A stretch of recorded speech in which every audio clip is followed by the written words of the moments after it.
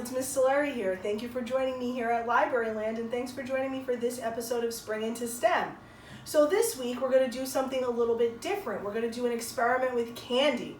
What we're going to do is we're going to take some M&Ms or some Skittles. I happen to have these Skittles right here left over in my house, and I arranged them close together on this paper plate. I don't want to move it too much because they might rattle.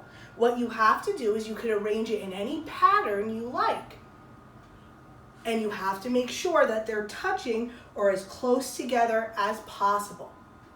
What we're going to do is we're going to be able to make a liquid rainbow using our candy pattern and some warm water. What I did was I just got some warm water from the sink and I measured about half a cup.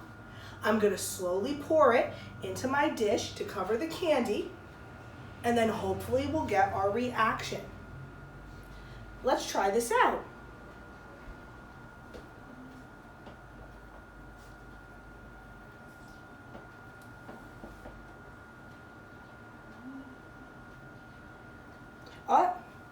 So now if we see, boys and girls, we're slowly getting some swirls in the center of our dish, and it all looks like that color is going towards the middle.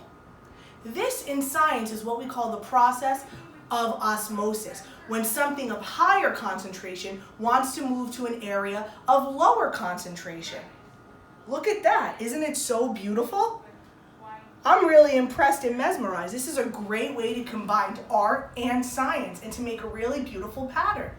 I want you to try this out at home. Use whatever M&Ms or Skittles you have. Arrange them in different shapes or different patterns and send it to the library Facebook.